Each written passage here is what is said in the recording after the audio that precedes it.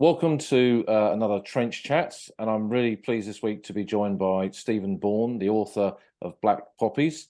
Stephen's an author and historian who looks at the story of black soldiers and the Great War, and has also done a lot of research on what is an even more forgotten subject, which is the history of gay men in both the First and the Second World War as well. And maybe that's something else we might return to another day. But today we're going to look at your work, your really important work that you've done on really shining some light on this forgotten part of the Great War and the involvement of black soldiers who fought for Britain. Yes, absolutely. More than happy to talk about how that book came about. So for you were saying that to me as we were kind of having a chat before we started, that it kind of began with your own family and growing up in London and watching the Great War series.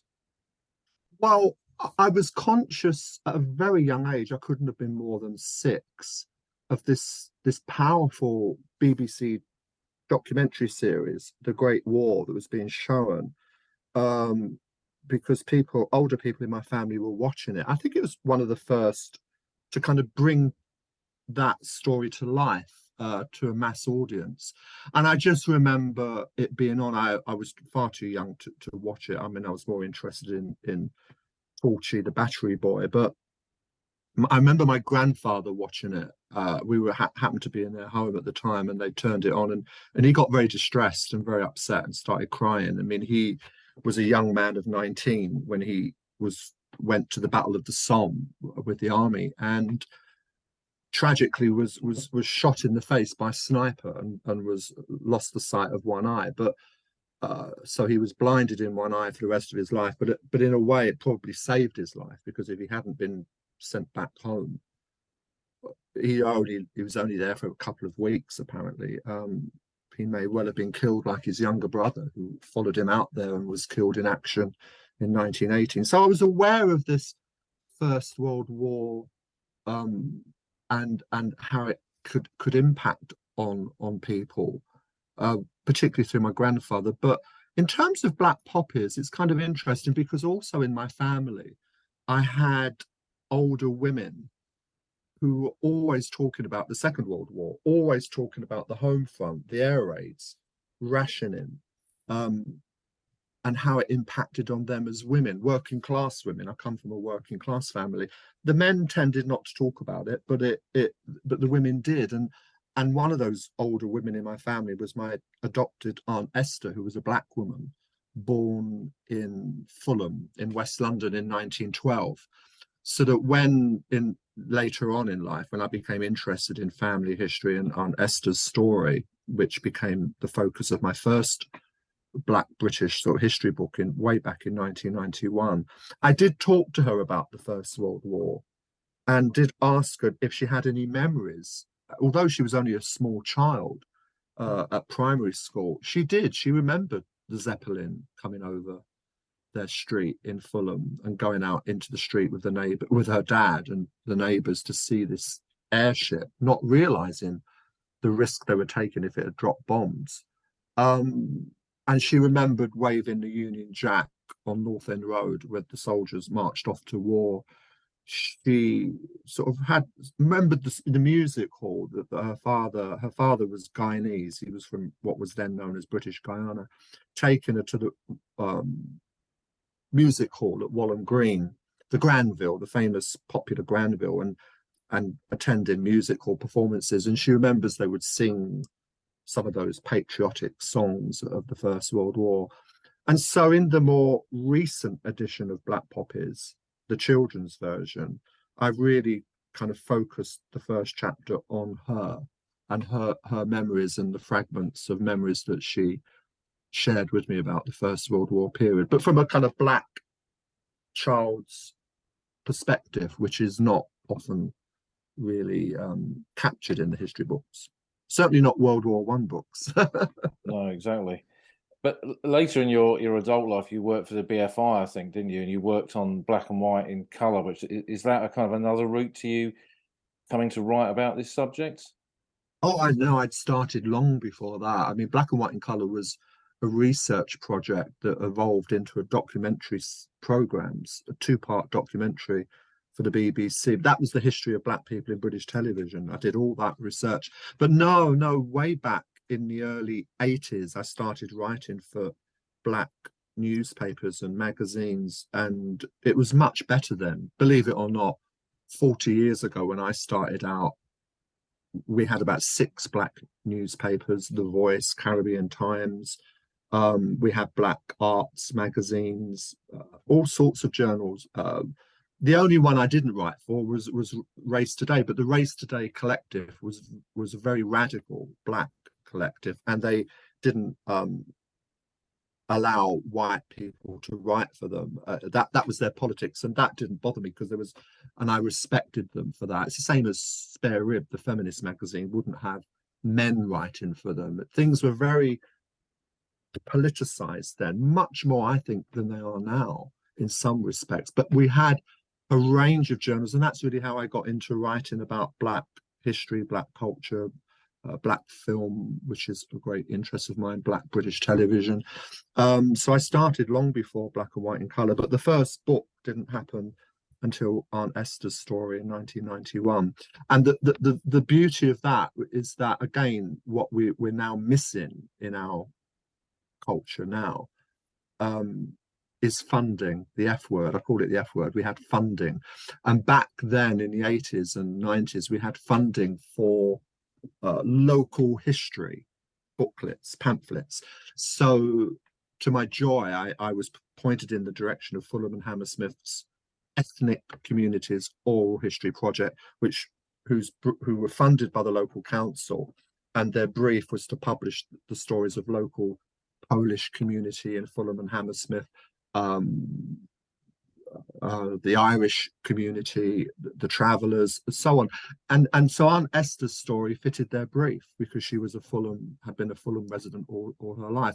I'm not from that area. I'm from another part of London. I'm from sort of Peckham, sort of South London. But it was my first opportunity to do a book, and so that's how that started. But the point being, I wasn't an academic, thank goodness.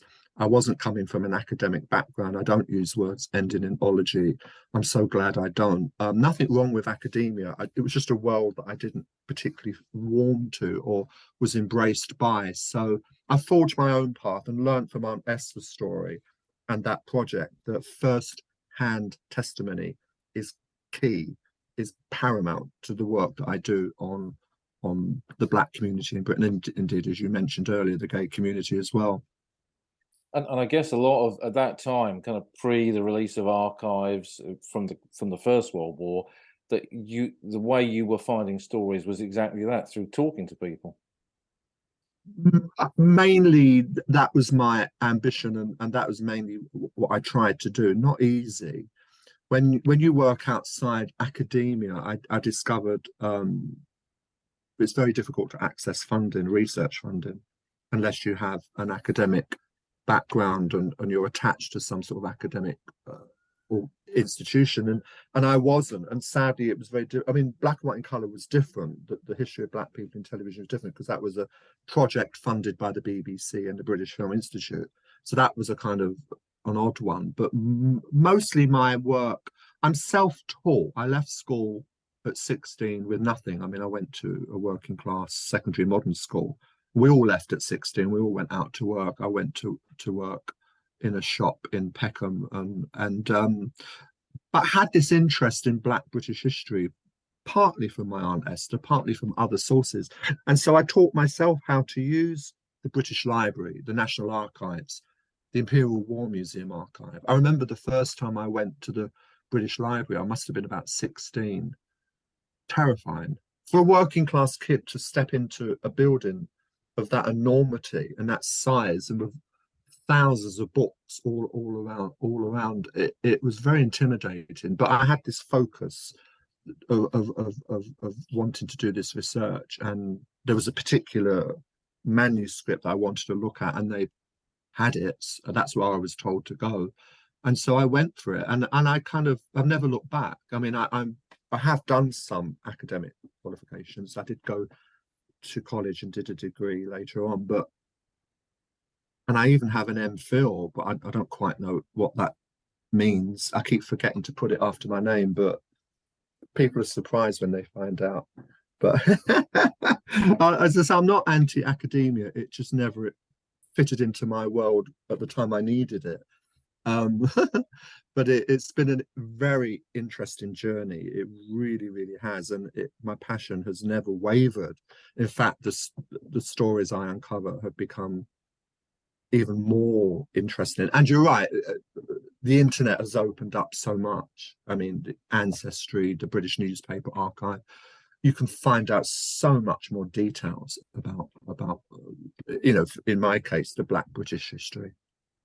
And in terms of Black British soldiers or soldiers that served in the British Army from Britain's Black communities, when did you first start coming across their stories? I was always aware of this. I mean, as you go along and you have this interest, you pick up little fragments, you pick up stories. Sometimes the Black newspapers would mention it. The Voice newspaper, which we still have, all the others have long since folded, but the Voice newspaper, I remember they did a big 2-page spread on the First World War, Black soldiers in the First World War, but this would have been in the 1990s, and very little was known. And but I would sort of store, I was like a magpie, kind of storing bits of information. Never intended to do a book on the subject. Nothing was further from my mind. What happened was I went through a bad period in terms of my writing. I had some books published in the 90s, and then 8 years in the wilderness. I couldn't get arrested by a publisher. So from about 2001 to 2010, every publisher I went to knocked me back. Every publisher in this country I went to I wanted to do the Black home front in the Second World War. I had the proposal. Mother Country was the name of the book, Britain's Black community on the home front in the Second World War. And every publisher I went to, every literary agent I tried said the same thing. There's no market for Black books. Black people don't buy books. Black people don't read books. I mean, it was insulting. And this went on for 8 years. So during that 8-year period, I got a proper job. I worked as a part-time library assistant in the local libraries, Peckham Library, Brandon Library. I did that for about 10 years until the turning point. And the turning point came, and I will get to Black Poppies, I promise, was 2010. The History Press decided to take a chance on Mother Country, and they published it in 2010. And they told me at the time it was a bit of a risk. There was no market, blah, blah, blah, all this rubbish that I'd been listening to for 8 years. But they took a risk, and bless them for that. And the book did really well, did much better than they expected. So they commissioned another book from me, The Motherland Calls, the Black servicemen and women in the Second World War. And with the centenary of World War One looming in 2014, like a madman, I said to the History Press, why don't I do a book about the Black servicemen in the First World War and broaden it to include the wider Black community, women and children as well on the home front in that 14-18 period, and also include a chapter at the end about the 1919 riots. There was this backlash against them. And then they commissioned it. And then I panicked because I thought, well, the information I had was very fragmented. And some of it just didn't conflicted. It didn't correspond with what very few historians had even bothered with it, that subject of Black servicemen in the First World War. So I started putting all this information together, going off and finding more information. Not an easy thing. And I had the worst year of my life. 2013, when I was writing the book, I suffered. This is a warning to anyone who wants to be a writer. But it's only happened this once. I suffered the most appalling migraines because of the pressure I put myself under. But I was determined to meet the deadline. I met the deadline because we wanted this book published on August the 4th, 2014, the 100th, the centenary. And I finished it on time. I wasn't happy with it. I thought it was the worst book ever written. It would be a complete disaster. The history press, to their discredit, and I've never quite forgiven them for this, so I'm going to come out in the open and say this. I haven't spoken about this. They gave it. They had a wonderful image on the cover and wonderful images that I'd found, but they did it with really cheap, nasty, waxy sort of paper, and the images didn't reproduce the cover look.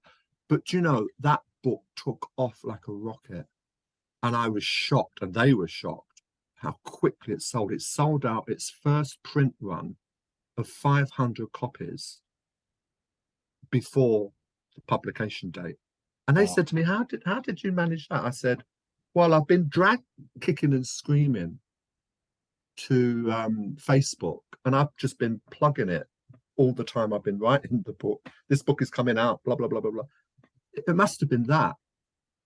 And so they reprinted it and reprinted it. And also that year, 2014, and into the First World War centenary, there were so many opportunities to give talks about this book. I found myself, I wish I had the list in front of me, but it was phenomenal. I mean, I went to the Imperial War Museum, the National Army Museum, pensioners' centres, primary schools. I've as a child in the 60s, I loved the Liverpool sound, the Beatles. I got asked to go to Liverpool. I'd never been there in my life. I'm paid to go to Liverpool. And I went twice to Liverpool, once to the museum at the docks to give a talk about Black Poppies, another time to an academy to some young people. And this book really struck a chord in the Black community in Britain, and white people too. I thought I was going to get vilified by the World War I buffs for calling it Black Poppies. I didn't. Nothing happened. I didn't get hate mail. I didn't get spat at in the street. I really thought that would happen. It didn't. I went everywhere. I went to the House of Commons. I mean, it was just incredible. And the book just took off. And it didn't take off because the Guardian or the Telegraph took note. There was one, it's only had one review, one review in a broadsheet. And that was in October 2014, where Bernardine Evaristo, God bless her, who later became the Booker Prize winner, gave it a glowing review in The Independent. But no, the broadsheets and the mainstream media, the BBC, ignored it. I contacted the BBC head of World War I history. He phoned me. We talked about it. Nothing happened. But the book took off because of social media and because of word of mouth. And once people read a book and like it, they will tell somebody about it. And I did umpteen talks over the World War I period, and it was just incredible because no one had touched on this subject ever, really, in the way that I had. Because there is a belief, I think, that the British Black community only existed after the Second World War with the Windrush generation. But obviously, you're discussing men that served in the Great War that have grown up not just in that period itself, but in Victorian Britain. And if we look at the history of the Black community in Britain, it goes back a long way, doesn't it? How far back do you want to go? I mean, we can talk about the Tudors. We can talk about the Georgians, the Victorians. You can go back as far as Roman times. That's not really for me to talk about here. But absolutely, there's always been a Black presence in Britain. And what I found wonderful about doing the Black Poppies work, the thing that really struck me as a historian, was that not all white people were racist in those times, and not all Black people saw themselves as victims. And what was happening was people were sending me pictures of Black soldiers on the front line with their white comrades. I was uncovering stories of comradeship. And I'm not just talking about Walter Tull, who had been rediscovered by then and was still being claimed to be the first Black officer in the British Army in World War I, which isn't true. And I always say to people, never claim this Black person is the first. We don't, unless you've got concrete information to substantiate that claim, because we don't know the history. We're still uncovering this Black British history. But what I discovered was that, yes, the racism narrative cannot be ignored. And I do write about that in Black Poppies. The discrimination, the way the army and the military tried to encourage recruitment officers to discourage black recruits. But as a historian friend of mine, Geoffrey Green's, I will credit for this, he'd written a book called Black Edwardians some years before my book. And he said to me, Stephen, he said, if 4 black chaps go to a recruiting office in 1914, and one of them is black and 3 of them are white, the recruitment officer's not going to turn away the black recruit because of his color, because it's going to lower the morale of the 3 white friends. And then you see the photographic evidence, minimal to be sure, and we will never know how many black soldiers there were because those records were not kept. We did have the British West Indies Regiment, which I write about in the book, which was the recruitment in the Caribbean to bring more soldiers into the British Army and to bring them to the front line. Yes, some of them did do the horrible jobs. But when people say that, then you look at the story of Herbert Marshall. Herbert Marshall, I'm sorry, that's an actor from a Betty Davis film. My mind's wandering. Herbert Morris, forgive me. You can cut that bit out or leave it in. That's the gay bit coming out in the Betty Davis. Herbert Morris. Now, this story, I found out a little bit about him, did a bit more digging at the National Archives, found his papers. Herbert Morris was a teenager who was from Jamaica and joined the British West Indies Regiment in 1916, I think, was sent to the front line to stack shells. Now, stacking shells is a dangerous job. It's not a menial job. It's a dangerous job on the front line. The guns are booming. The shells are dropping. He's traumatized. He runs away. He absconds. They capture him, send him back to the front line. The same thing happens. He's traumatized. He runs away. This time they court-martial him. And his sergeant, when you go through the papers that I got from the National Archives, this was when I was doing the extra research in 2013, it broke my heart because the sergeant spoke up for him at the court-martial, said he's a good lad. There was no medical examination of him. I mean, you know, we know, those of us who know about World War I, how traumatizing the whole and chaotic everything was. But they executed him.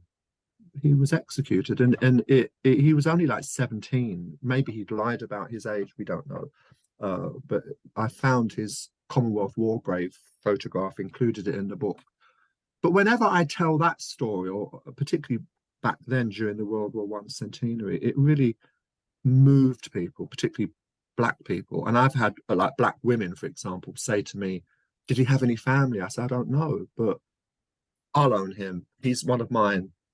He's like my great uncle."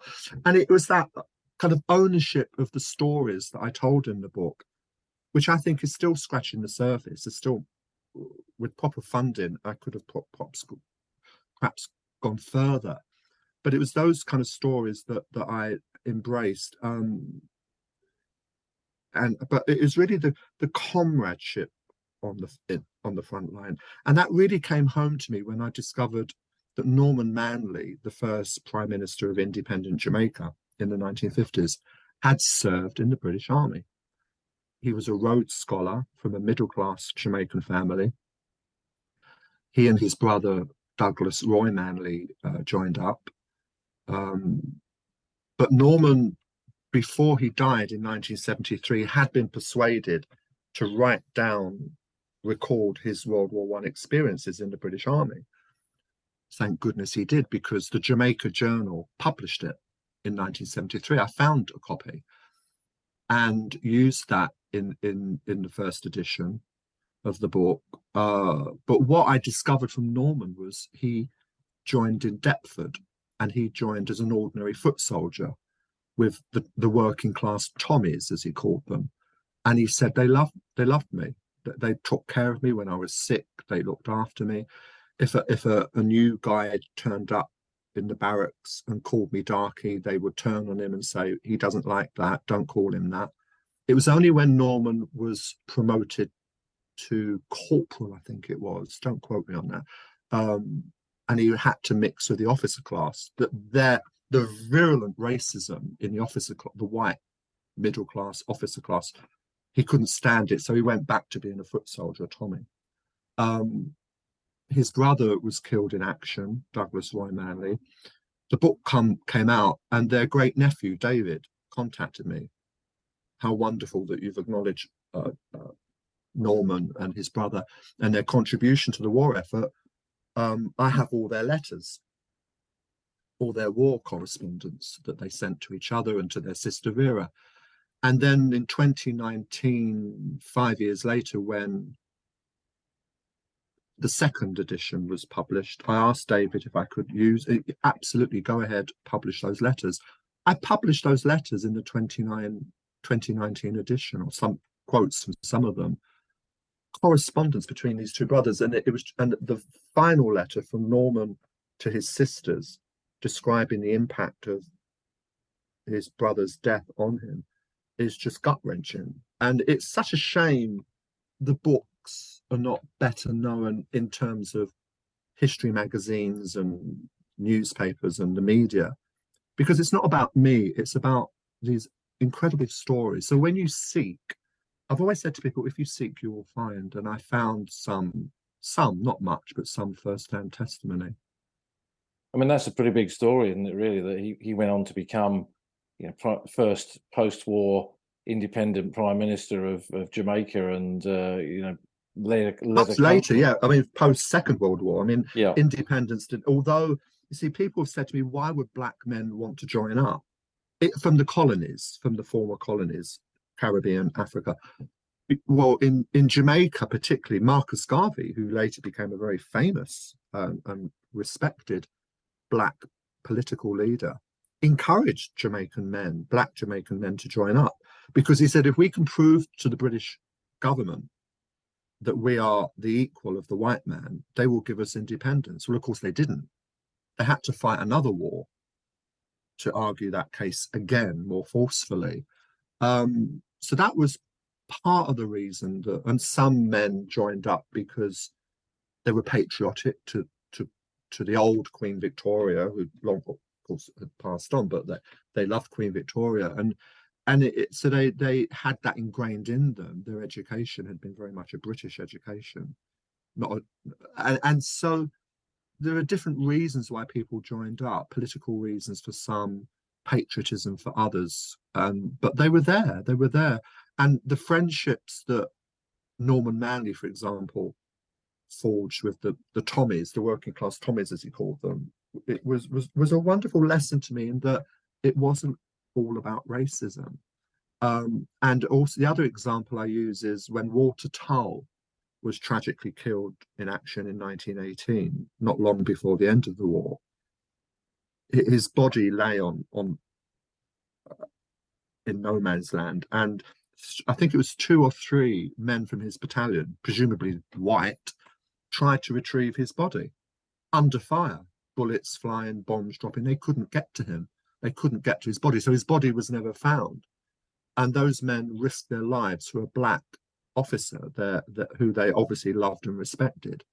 And we need to hear those stories more and more, not to overshadow the racism narrative, as I called it, the discrimination that happened, because there's plenty of examples of that, but to give it a balance. And I've found that in the talks that I give, it really empowers people to hear the positive stories. And I guess it's how their story fits into it. It wasn't just kind of seen as something that was, you know, kind of some kind of strangeness within British society that a black soldier would be fighting alongside white comrades, but that it was valued. If they were going to prepared to risk their life to go out and retrieve the body of their officer, it shows how much people like Tull were valued. And these were not isolated. They were never told. They were never told, and that's the heartbreaking thing. I think that's why Black Poppies touched a nerve with people, because I think in black communities and in black families for decades, they knew this. They didn't know the detail. They didn't know much, but this kind of filled in a gap. They knew that there was a gap to be filled. Does that make sense? But no one had actually come along and pulled it all together in a non-academic book. a book that wasn't expensive, a book that was accessible. And also, when I've asked people, why did you buy the book, the first edition, they said it was the cover, the title, Black Poppies, and the cover. The black soldier who I knew was the name of sorry, the black sailor, beg your pardon, the black sailor and the black soldier. We don't know the identity of the black soldier, but we know who the black sailor was. And I mean, in terms of the kind of stories that you've uncovered, I mean, we're not just talking about isolated examples, are we? The size of the black community in Britain, which was largely, I believe, kind of centered around ports and capital city of London, it was significant. So there are stories out there that you're, I guess, still finding. All the time, because yes, there were sizable black communities in the East End of London, Cardiff and Liverpool that stretched back into the Victorian era. But there's more and more stories coming to light of black citizens, black families all over the country. So that in the second edition of the book, I've got the story of Dickie Barr from Cornwall, not a soldier, he was a sailor, but Dickie Barr, and you know, I could go on. So one has to be more kind of imaginative in the approach to the you have to keep an open mind, that's all, and not just subscribe to what people's expectations are, because people's expectations are very low because so little is known about. But I had the clues. You see, the clues were always there for me because of Aunt Esther, and because at the same time I was becoming interested in Aunt Esther's story as a teenager. The BBC, to their credit, the BBC did a 5-part documentary series called The Black Man in Britain, 1555 to 1955. That was shown in 1974. And I watched the whole thing, and it went back to slavery times, the Tudor period. It was a real groundbreaking program, and enlightened me and helped me to give Aunt Esther a context, and made me much more inquiring. And they did, one of the programs was about ex-servicemen. So they interviewed a lot of ex-servicemen from the Second World War, but they didn't think about the First World War, because that history of black servicemen in the First World War have been so erased from memory, apart from those that took part. And there was also a Channel 4 program that I watched in 1999, a brilliant documentary called Mutiny, by a guy called Tony T. And he'd gone off to the Caribbean to interview the last surviving members of the British West Indies Regiment, and they all joined up during the First World War, and they were in their 90s. One of them was over 100, and he interviewed them on camera. But I got permission from him, you know, thank goodness Tony was so generous in giving me permission to quote from the interviews in the documentary. I didn't have access to the unedited interviews. I mean, so there's a resource out there somewhere that he has, and good for him. But he had the foresight to get Channel 4, when Channel 4 would fund a program like that, to go off to the Caribbean and interview these men. And again, it's not all negative. So those stories went into the British West Indies Regiment chapter. And they were involved in a mutiny, I think, when they at the end of the war. Yeah, Italy. They were waiting in Taranto, I think it was, in Italy, to disembark to go back to the Caribbean. And there was a sergeant from the British Army, a white sergeant, who was virulently racist and treated them appallingly. So the white soldiers, servicemen, are going back home to England, and the black Caribbean soldiers are being made to wait and wait and wait.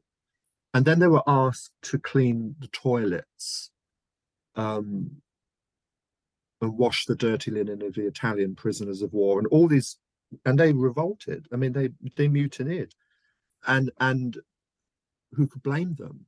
But then they were made to wait even longer to be repatriated to their countries, and their countries didn't want them back. Not the black people in Jamaica or the black people in Barbados or wherever they originated from, But the white colonials, we don't want them. And a lot of them were pushed out to South America, never got home.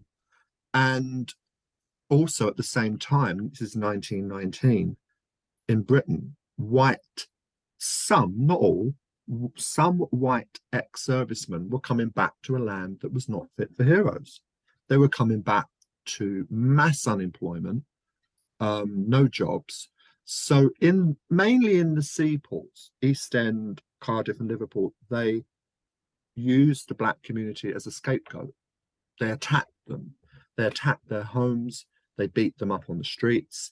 In Liverpool, in June 1919, Charles Wootton, a Bermudan sailor who'd served in the Merchant Navy in World War One, was pretty much lynched. Not in the way that they did a lynching in America, but he was chased by a white mob into the docks, Liverpool docks, where he drowned.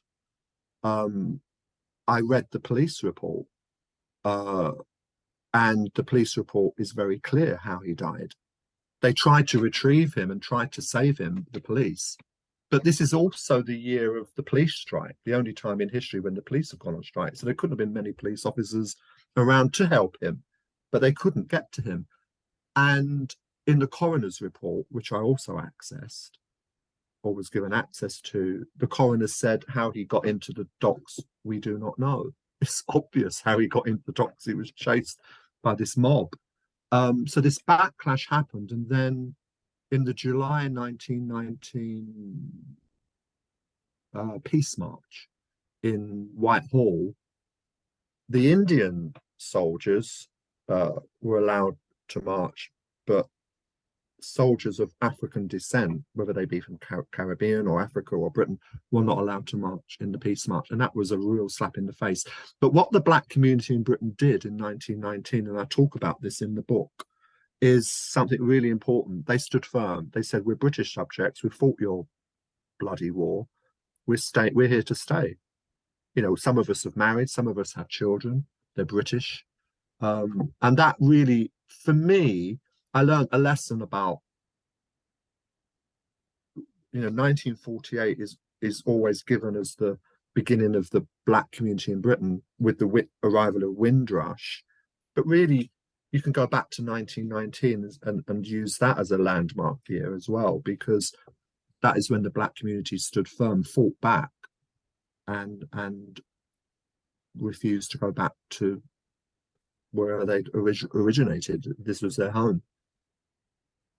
It's interesting you kind of mentioned about them coming back and the kind of dispute over black soldiers or black men taking white ex-servicemen's jobs. I mean, there is quite a lot of fear when you look into this subject amongst a lot of white people with the implementation and service of black soldiers, in that they're going to go and fight a war in Europe against other white men, be given weapons to kill, and that when they come back to whichever part of Britain that is, or whichever part of the empire it is, there is this fear amongst officialdom that will then have changed them, and that there could be much more difficult to control. That does seem to be a kind of a theme. There is that anxiety, and I think a lot of that comes from the middle classes, the so-called educated classes. Because they colonized. The working classes didn't colonize. The middle classes and the upper classes colonized, and they wanted to keep those black people in the colonies under their thumb, under their rule. And it must have been really concerning, particularly after the First World War, where they'd come and fought alongside white servicemen. To remain here and be accepted as British subjects must have really been very worrying for the white authorities. But the black community stood firm, and they've never forgotten. I don't think they ever forgot or forgave the British for the way they were treated after the First World War. But there's always been that anxiety. Give them guns on the front line, they'll turn around and shoot us instead of the Germans, and all this kind of thing. But it was a very real fear, because it was like the unknown, because they'd always subjugated and oppressed black people and kept them under their thumb. Now they were becoming heroes, like Walter Tull. it's fascinating, really. I mean, I did, by the time I did the 2019 version, had more information had been shared with me. People were coming forward with photographs, stories that I was able, David with the letters of Norman Roy Manley, and but it's still, to me, a subject that needs much more attention, much more rigorous research, to uncover the stories. I made someone laugh the other day because I said I tried 3 different universities to do a PhD on this subject, and they all turned me down. It's like, which I'm kind of, in hindsight, glad they did, because I think my work holds up because it's free of that kind of academic jargon and theory. There needs to be more books that are accessible to a wider range of people. Still need to be thoroughly researched and substantiated, which is why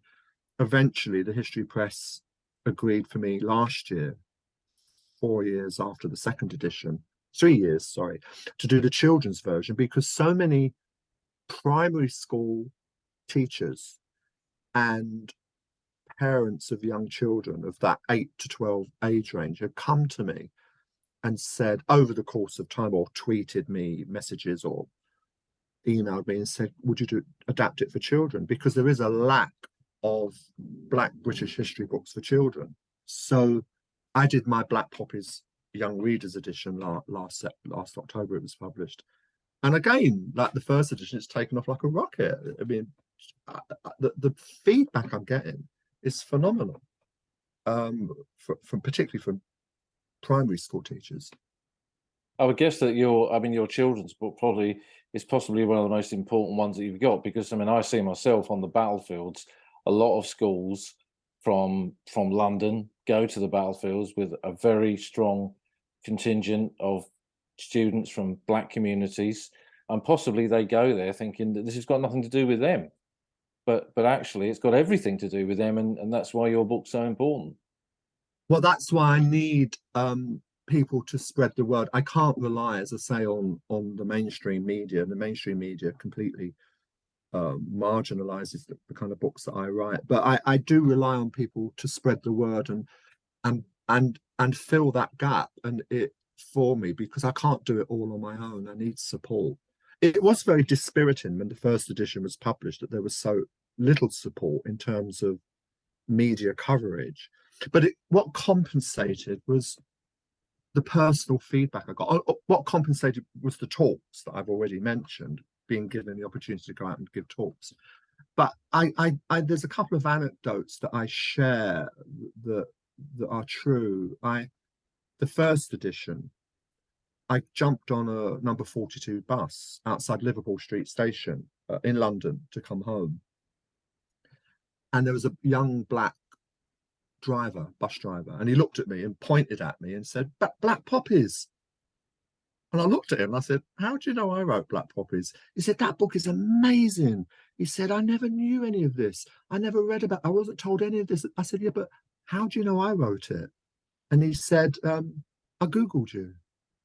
And then the people behind me in the queue were going, can we get on the bus, please? Can we get on the bus, please? And then and then I got a letter forwarded to me by my publisher, which broke my heart. And it was a prisoner, a Black guy in prison. And he'd written to me, care of my publisher. They forwarded me the letter. And who needs a review in the Telegraph when you get a letter like this? And it was like just praising the book and how much it had meant to him as a prisoner. And he desperately wanted to let me know how meaningful the book was and how much he wished he'd learned about these men when he was at school. And could I send him photocopies of pictures from the book so that he could do like a display for Black History Month that year? And I did. I went off and photocopied lots of pictures, sent them to him, but I never heard from him again. But it was so moving. And when I get that, and also I must brag. Can I brag? The Imperial War Museum, and this is the truth, have always stocked Black Poppies continuously from 2014. Doesn't mean that they sell them all the time, but they've always had the 3 editions on sale. And on more than one occasion, this is the Imperial War Museum in London, staff have said to me, on different staff at different occasions, it's our most popular book. I said, it can't be more popular than Churchill or Hitler, biographies of Churchill or Hitler. No. And you know, when the children's version was published last October, they ordered 94 copies, and they said, could you come in and sign as many of them as your hand will cope with? So it's lovely, really lovely. And the day I went in to sign them, I came out of the War Museum and was walking along the street to the bus stop, and these 2 little black kids, aged about 8 or 9, went, Dad, it's the Black Poppies, man. And I looked at them and I recognized them because the week before I'd given a talk about the children's version at a community centre in Lambeth. And they recognized me. And the dad come up to me and said, what's the Black Poppies, man? And luckily I had the flyer on me, like all good authors should have a flyer on them just in case. And I gave it to him and I said, your children were a talk I gave about my new book. And that was that. And the 2 little kids were like, wow, the Black Poppies, man. And I love those kind of experiences because it shows that people have been reading the book, it has been registering with them and resonating with them, whether they be 8 years old or 80 years of age. Well, I think that's important, you know, because, you know, it's the kind of thing that really should be out there and much wider known. And I hope that you kind of get invited into a lot more schools and kind of groups to give this the talk that you do, because it is a subject that has remained in the shadows for far too long. When you say that you see a lot of young black students on they need to see themselves represented in this history because their ancestors were there in the First World War fighting, and that's why I think the book resonates so much when people do discover it and find it. It's wonderful, and thank God for word of mouth, because without word of mouth the book would never have sold in the way that it has. It hasn't made me a huge fortune, but that's not why I did it. I did it because I felt it was the right thing to do after having covered the Second World War in 2 books, and the History Press have always been very supportive, unlike other publishers. And I've stuck with them right up until now, and it's worked for me. I've done other books for them. I've ventured to other publishers now and again, but mainly the History Press. So all thanks to them for supporting the children's version. And what next for you? Will you continue with this research into black soldiers and perhaps do another edition of your book? I don't know. I never know what's around the corner. I don't really plan ahead that far. I really can't answer that at the moment because I kind of feel after 20 odd books, I need to give my brain a rest, because I'm not getting any younger. That's not to say I won't write more books. I would like to write another Black British history book for children, but I haven't got to the stage yet where I'm ready to do a proposal, because even though one has 25 books published, he says modestly, you still have to go through all that boring rigmarole of doing even for the History Press, bless them, I have to fill out all their long pages and pages of proposal, the form that the authors have to do. I have to sort of, Stephen Bourne, you know, this is my address, this is, you still have to do it, and it's like, oh please, can't they just give me the contract? They know I can do it. So I kind of, as I get older, I get more, not impatient, just like, oh, I'd rather not bother with all of that. The red tape, you know what I mean? Yeah, I'm sure you have to do it with your publishers, or maybe unfortunately not. so, yeah. But you should keep going, because it's an important thing, and I think, you know, particularly getting it into children, into their kind of sphere, is really important. That you know, Britain is not the Britain that we know without the stories of these black men and women. And you see, I always knew that as a child with an adopted aunt in my family background, and it's so I was one of the lucky ones that to have had that insight and to have made those connections. But what I now see, Paul, is more of the stories that I've put out there in the public domain, filtering through into other people's books, my book being cited or referenced in other people's books. So I know that the books, the Black Poppies books particularly, have been recognised in some respects. But what I also enjoy doing is now, as I'm not writing a book at the moment, because I'm giving myself a little bit of a breathing space, is I'm reaching out. I'm reaching out to universities, saying, "Hey, would you invite me to come and talk?" I recently reached out to Cambridge University to give the Black Poppies talk, or talk about my Black history books, only because I've never been there. I just thought it'd be nice. They don't even have to pay me if they don't want to. They don't have a budget. I'll just go anyway, because they have a Black history group of students. And so I reached out to them, and so hopefully, fingers crossed, that will happen. But that's only because I'm curious and want to go to Cambridge and see what it looks like. I've been to Oxford. I've seen what that looks like. You know, it's just, you know, when you're from South London, it's you get curious. Yeah, it feels like another world, I'm sure. Yeah, I'm sure. It is another world, and I want to just sort of have a look at it. But it'd be nice to go to do the talk as well. Kill two birds with one stone.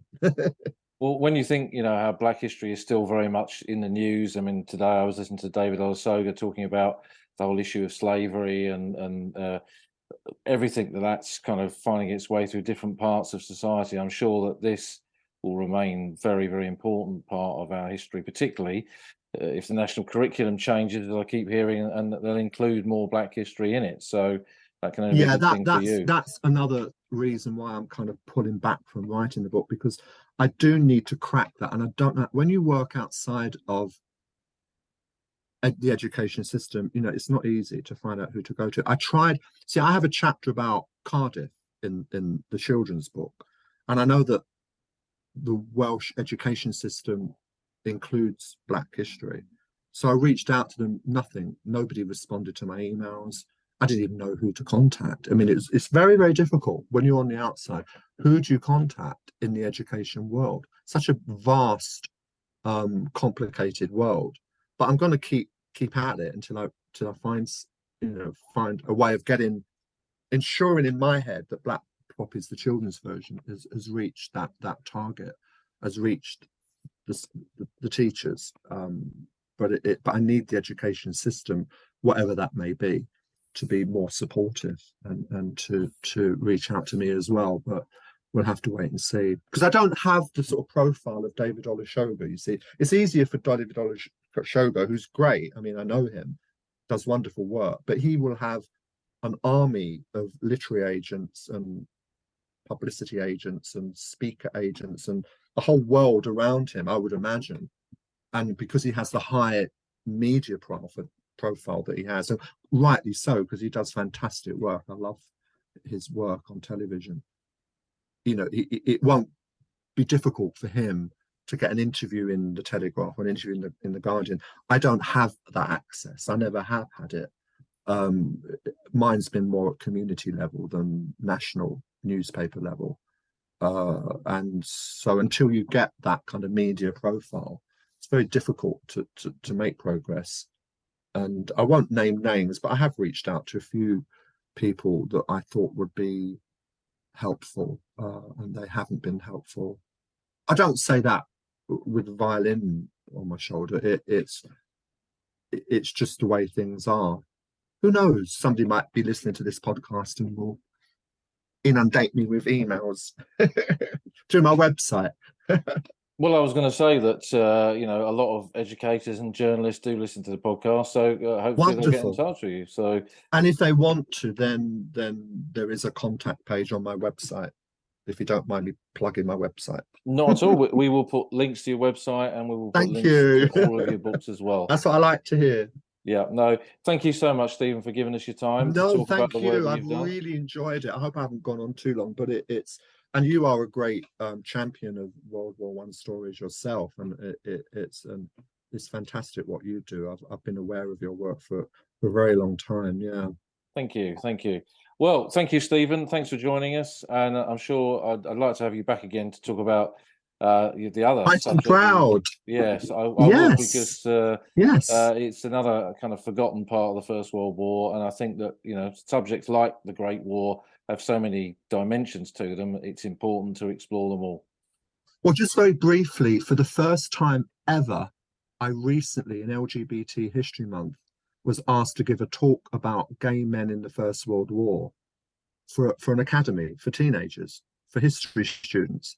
That had never happened. So the times are changing. I've given lots of Black Poppies talks in schools and academies, but not a one about the Fighting Proud book. So, I was very impressed with the teacher that had the foresight to do that. Yeah. So yeah, we'll you can come back to me about that one. I'd love to talk about that one. I will. So thank you, Stephen. Thanks for Thank joining us. you.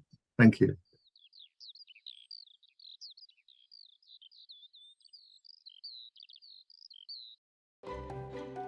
You've been listening to an episode of The Old Front Line with me, military historian Paul Reed. You can follow me on Twitter at Songcore. You can follow the podcast at Old Frontline Pod.